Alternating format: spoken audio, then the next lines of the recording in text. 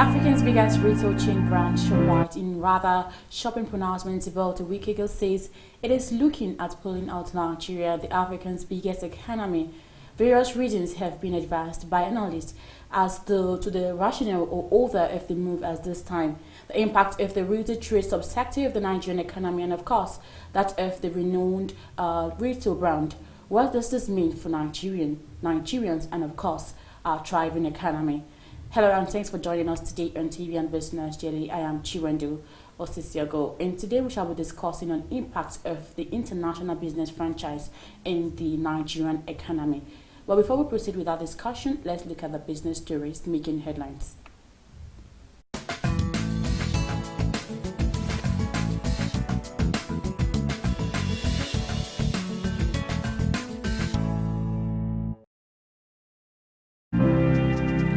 No fewer than 14 crude oil export terminals in the country were shut down in April and May this year owing to power outage and pipeline leakage, the Nigerian National Petroleum Corporation has said. According to data in NNPC latest monthly report, a total of 4.36 million barrels of oil could not be produced in the period as a result of the shutdowns. The corporation said there was a production shut-in at Ejina terminal for 8 days, April 1st to 6th and 13th to 15th due to power outage, coupled with shutdown due to faulty transmitter on cooling water pump. It said the incident led to a total shut-in of 441,443 barrels of the crude oil, adding that the shut-in at the terminals was for 9 days with a total loss of 1.62 million barrels. The Vice President, Yemi Osibajo, has said that the federal government is working with the Central Bank of Nigeria to help borrowers to restructure their loans as part of efforts to ease the impact of COVID-19 pandemic. Osibajo said this in a statement on Sunday by the Senior Special Assistant to the President on Media and Publicity Office of the Vice President, Laolu Akonde, entitled FG will use part of the 2.3 trillion naira ESP stimulus as buyers of last resort. The statement said it disclosed this at the virtual edition of the 2020 Presidential Policy Dialogue of the Lagos Chamber of Commerce and Industry. It said the priority of the federal government in response to the economic challenges posed by COVID-19 was essential to ward off a deep recession and to save jobs. The Central Bank of Nigeria on Saturday officially changed the exchange rate of the naira to the dollar from 361 naira to 379 naira on its website. The Apex Bank had earlier expressed its decision to unify the exchange rate in the country as forex scarcity persisted. It was, however, yet to announce if this would be the official unified exchange rate. Meanwhile, the naira exchanged for 473 naira at the parallel market on Friday. Experts have continued to clamor for a single exchange rate in the country. The President's Association of Bureau of Change Operators of Nigeria, Alhaji Aminu Gwabade, has said it will ease regulatory supervision, ensure transparency and effective price discoveries, and deepen market perfections. In response to a claim made by the Federal Inland Revenue Service, the Nigerian Postal Service on Sunday said its stamp duty account was opened by the Central Bank of Nigeria under the Treasury single account. The FIRS had claimed in a series of tweets last week that NIPOST operated an illegal stamp duty account. It also vowed to ensure that all monies in the account were transferred and recovered into the Federation account, adding that NIPOST must account for every kobo in the account. It said the name of the account was NIPOST Stamp Duties Collection Account, adding that the CBN gave instruction to deposit money banks to commence the deduction of 15 naira stamp duties from bank customers' accounts at the time. And that's the business news on Television Nigerian. I'm Chiwendu Osisiago. Let's take a quick break. We'll be back shortly. My name is Chiwendu Osisiago, presenter Television Nigerian Business Daily. In a globalizing world, ours is to keep you engaged, informed and educated on contemporary happenings in the business world. We therefore command a special audience of business-minded viewers who are eager to know more about business, I mean your business. Why don't you take advantage of our special affordable offer to let the world know about your concepts, your goods, and of course, your services? You can call us on 080-3071-69 3259 or 070-3234-9054. You can also visit us at Television Nigerian in Guzapi, Abuja, and follow us on all our social media handles on Facebook, YouTube, and of course on Twitter at Television Nigerian. Your business is our concern.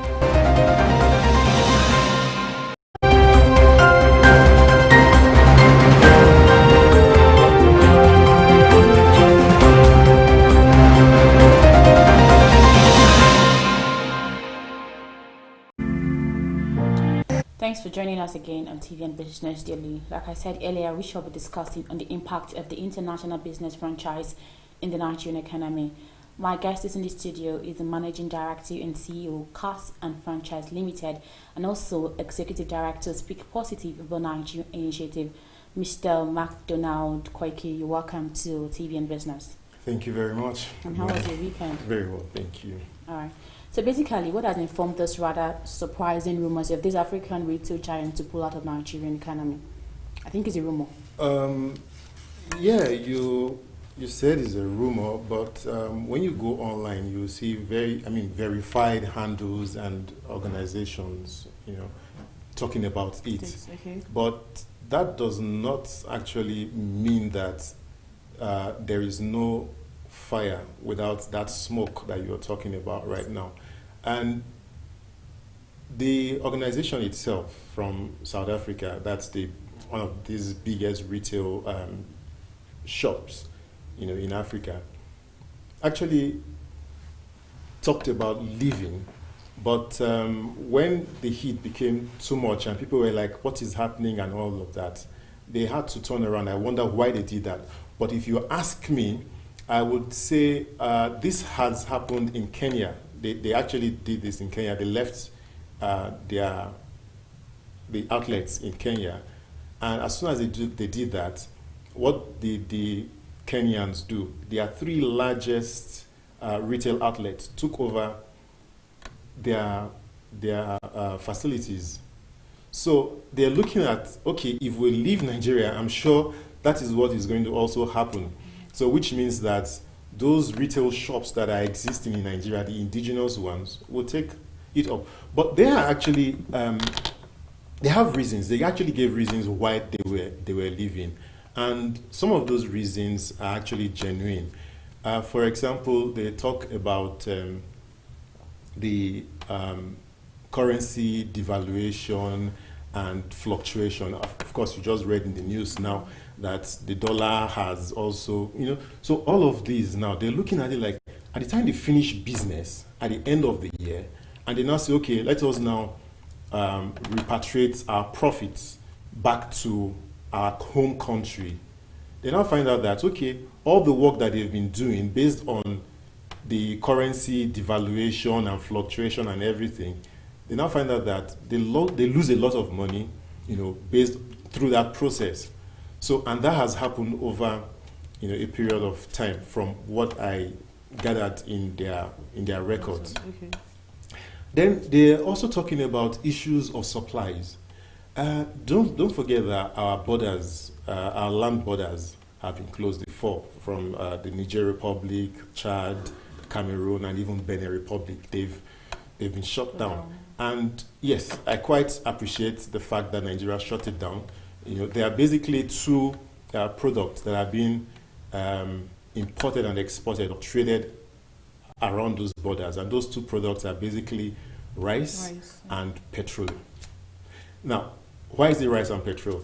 Petrol in the sense that Nigeria subsidizes its fuel, its petrol, to its citizens, which makes it a little bit cheaper than those other African or neighboring countries. Okay. So they therefore come into Nigeria, buy these products, and take back to their country. If you've been around the Benin Republic area or maybe Niger, you would see some very funny looking kind of vehicles that they used to do these things. You see them with very big tanks. You'll be wondering, what is this vehicle used for? So based on that, the federal government felt like, okay, we are losing a lot of money here.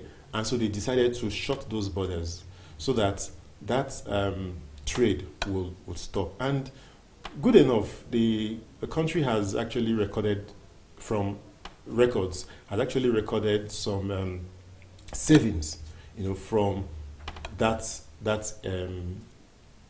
shutdown or that lock, that they've done to the border. So the other product, like I said, is rice. So they bring in foreign rice, and what does that foreign rice do to our own economy? It affects what's it called, the agricultural sector. But good enough, the agricultural sector is also booming now. And like I talked about, the money that was saved from the fuel that is being smuggled in the borders, if they've saved money, how has those monies that have been saved been translated to the common goods of Nigeria? That's a question I have for the federal government. That's that. Then they also talked about the fact that the buying power, the purchasing power of Nigerians has reduced. And that is true. If you look at it now, people are crying, especially during this COVID-19 period.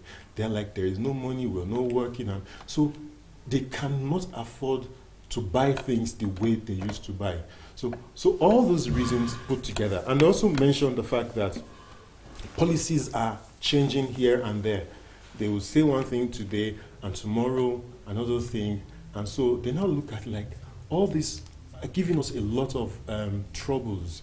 And then even when they now make money and they are trying to repatriate these monies to their country, the federal government, there was this issue. They said that they cannot repatriate more than a certain amount of money, and these people are like, but this is money that we have made over the years. So they now looked at it and like, no, all of this put together, they now felt like, okay, we want to exit. But now I am now wondering, why did they have to reverse on their decision? I'm sure they looked at it like, if we leave this economy, whatever we are getting from here, we won't be getting it anymore. So I'm sure that that's those are some of the reasons why they decided to step back and say, okay, we would stay. Okay, you mentioned that they were not making profits. With the fact that it's the largest market, don't you think they were making enough profits, especially knowing that their markets are placed in every state? No, I didn't say that they were not making profit. They were making profits quite fine.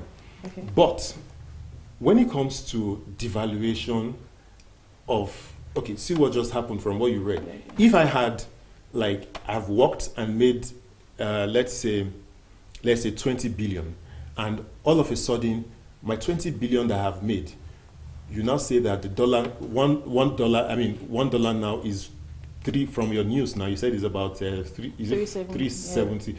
So, and all those other extras, it's gone.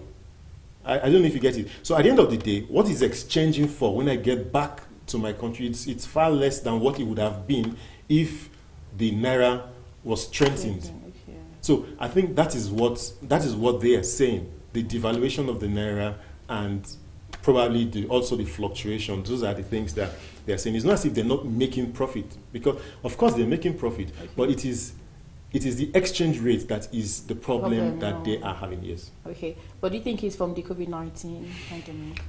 They mentioned the fact that business became very slow during that period of COVID-19.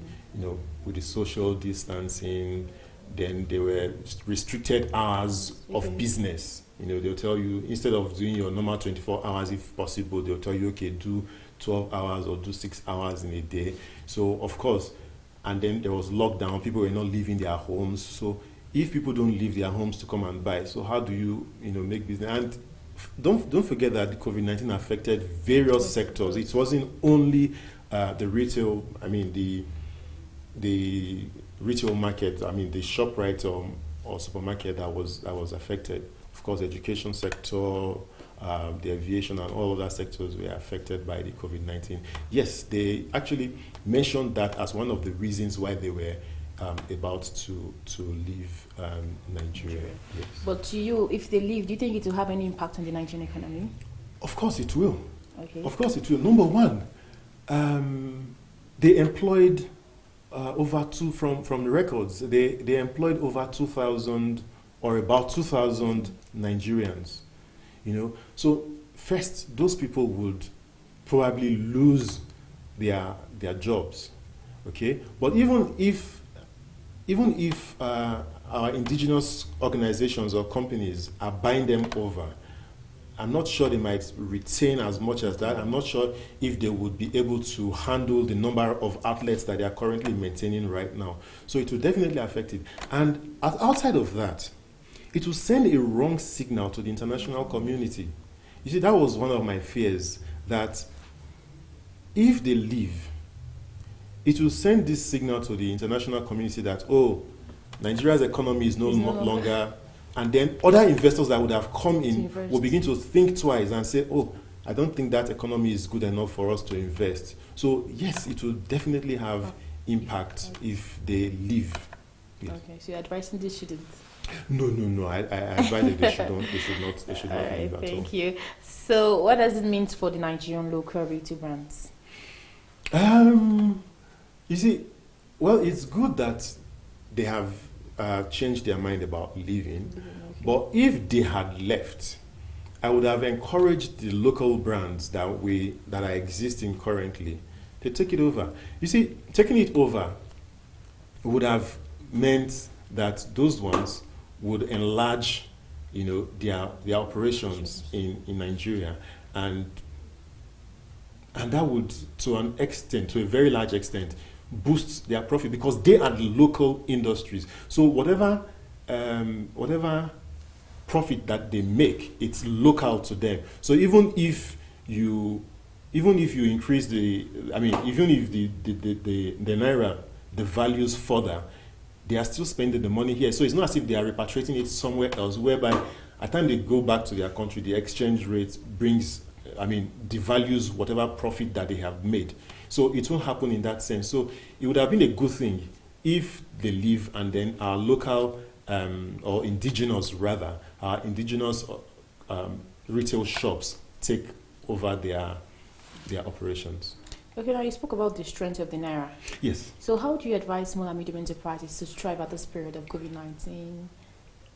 Okay, can you take that again, please? How do you advise small and medium enterprises to thrive? The small and medium enterprises, you see, in the very first place, the federal government or the authorities that are in charge of trade and commerce and investment in this country, they are not doing well to encourage investors. Small and medium industries, you mentioned. I'll give an example. There is this experience someone had. He said that he was doing his own thing, in his small space, day in, day out, and was making his profit quietly. But at some point, he now felt, okay, let me bring in some more people. And he brought in some more people, and they were still doing well. Now, the mistake the person made was to do a signpost and just put in front of the house. As soon as he did that, the following day, the FIROS, the Inland Revenue, and all sorts of bills, they came in. Oh, why did you put this here? We need to pay for this advert. Okay, you people are doing business. We want to see your profit and your records. We want to, and they kept bombarding them. The person was like, and we are not even making that much. So why are you now coming to stress us like this? We're doing all this before, and nobody knew that we were doing stuff. But the moment they realized that something was happening, and then all the bombardment came in. And then, don't forget, someone once said that in his own compound, that he's his own local government chairman. I said, why? He said because he provides his own electricity generator, he provides his own water, borehole, the road is bad, he maintains it, he provides his own security. And I was like, yes. So those are the kind of things that small and medium enterprises face in this country. So what I will advise them to do is for them to urge the government, see how they can put pressure or beckon on the government to help reduce whatever pressure that is being put on them, all those levies that are being charged, so that they will have some breathing space to be able to run their organizations or their businesses, without being pushed here and there by the authorities. Okay, so what impact will you have on these Nigerians' ease of doing business perception? You see, the ease of doing business. If you go to the World Bank's website, and they have a table there, Nigeria currently ranks 131st. The ratings of the World Bank, as per ease of doing business, is between 1 to 190. So the place where Nigeria is actually currently standing is 131st, and it actually moved 15 spaces, because it was initially, as of 2018, it was 146th, nation. So, and there are some indicators which are used by the ease of doing business, and those indicators include dealing with construction permits, providing electricity for the organization, for the businesses, tax payment, and then you're trading with the borders, trading across borders and all of that. So all of these are the indices that you look at when you're talking about ease of doing business. How are these indices faring right now? Do we have electricity? No. So if you look at that, Nigeria, based on that very record, Nigeria is backward when it comes to ease of doing business vis-a-vis electricity provision. Then providing permits for the organizations or investors that are coming in to come and do business. How easy is it for them to get the permits to do constructions and all of that? So when you look at all of these things, whatever is happening as it relates to this African retail shock that said was leaving and has changed its mind, it would have really impacted so much on Nigeria's bid when it comes to ease of doing business, and it would have impacted really negatively on them. So it's really a good thing that they actually changed their mind as to stay back and continue doing business. And I think they're looking for investors too in that. Well, I really don't know what their plans are right now. But initially, what they were looking at was to get investors that would buy up. They were looking at selling either everything, all of their shares, or part of their shares. But now, let's sit and watch what they are going to come up with next. But if they were able to sell all of their shares, well, Nigerians would have taken them up and would have been all good for us. All right, thank you so much, Mr. McDonald Koiki. Let's take a quick break, then after the break, we'll continue with our discussion. So stay with us. Nigerian Trading Group is a conglomerate of partnerships. Partnership with you. Partnership through investment for profit, investment for returns, cutting across various corporate business spheres. Benignet offers you credible 15% returns on all investment with us.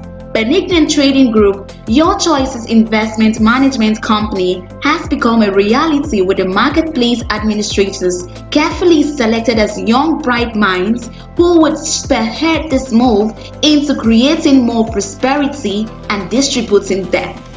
This is what we mean by benignant. So come, be benignant with our increasing community of happy and enthusiastic investors. Why not call us at any of our offices closest to you or dial our number? You'll be glad you did. You deserve the benignant touch. BTG is your friend. BTG is your partner. BTG is your handbag. Yes. We are that flexible to become your handbag. We are your servants too, in the sense that we are using our information we've gathered, the knowledge we've come into, the understanding and mastered to bring you profit. Yeah, BTG takes the risk for you. BTG is your conduit to become better. We also give you return on investment on a monthly basis. Formerly it was 6%, but now it's from 7% to 15% return on investment monthly, which is categorized by capital. You can call us on 0907 685 9446 or 0909 22 97081 or visit us on www.benignantcg.com. We are your reliable conduit.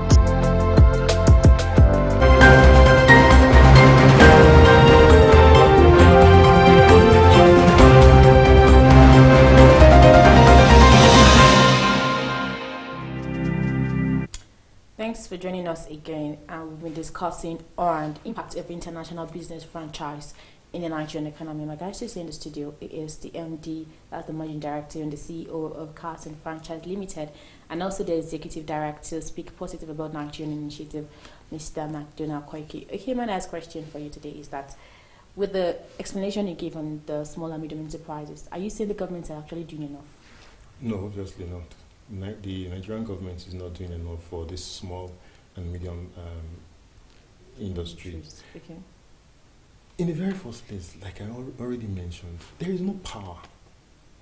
And it is power that drives most of the investment. If, for example, you are a tailor, let's bring it to that barest minimum. If you are a tailor, you need power to run your machine, your pressing iron and all of that. So if you cannot work and you have to go buy a generating set, you have to buy fuel and be running on fuel, how does that help you at the end of the day? So first, the government should provide steady electricity. And in fact, I keep wondering why we cannot have steady electricity with all the billions of naira that is earmarked and spent on that sector every year. And then the bills keep rising. They will tell you that, okay, they are going to increase the tariff on electricity. And Nigerians will still pay. And yet, we don't get... Someone once said that they actually pay for darkness in Nigeria. And which is, to a very large extent, true. Because if you do not have power and you're paying for it, and then you're doing business, how do you expect to break even and then make profit? So that is one aspect. Then the aspect of the authorities running after you as soon as they see that you open a small shop. They will come and they will tell you, oh, you have to pay this tax, you have to pay that levy, you have to pay for putting up adverts on, your signboard or billboard on the road, and all of that. Even schools, I've seen places where these local council people will stand on the road and your vehicle is coming because it has probably your name on the body of the car. They would stop you and they will harass the living daylight, out of everybody in the vehicle. Come down and we'll make sure that we'll down this vehicle, you have not paid this, you have not paid that. Some even put these nails, So how can someone, meanwhile you're struggling to actually make profit, and then all of these are coming up. So how do you now make profit at the end of the day? So the government needs to do quite a lot. There is still very much that they can do. They should provide enabling environment for Nigerians, for business people, so that they can see. Once you provide that, they are not asking you that you should come and dash them money. No.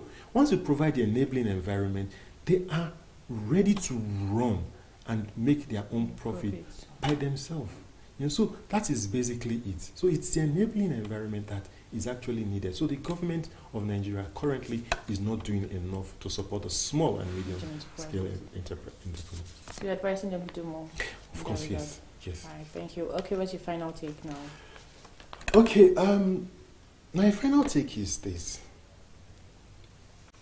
First, I mentioned earlier on that the closure of the border, that the country is making some revenues from it, because yes, agreed that the oil, the petrol is being subsidized. Mm-hmm. That makes it a little bit cheaper for other neighboring countries to come in and buy. So what stops the country from investing massively on refineries. We have the crude here. You invest massively on refinery and begin to supply those your neighbors that you are shutting your door against because they are taking your fuel to go and sell outside. So once you do that, you will make more profit, and then you will not bother about shutting any doors. And then as for the agricultural sector, if there is good investment, even if you bring your rice from outside, and then the local rice is very, very competitive in terms of taste, in terms of quality, no stones and all of that, nobody will want to even look the other side and say they want to buy that one. So I don't see any reason why the borders should be shut, because we can actually produce more. They want to buy from us, so we can actually produce more and sell to them quietly. And so that is basically it, and that's my last take on this. So are you against the border closure? You see, that's a very dicey question. Let me tell you why it's dicey. First, it is a very good thing that the border is closed, and we are realizing now that our rice is good enough, okay? But on the other side, what stops you from producing, because like I told you, there are two basic products that are being traded or smuggled in those borders, which is rice and petrol.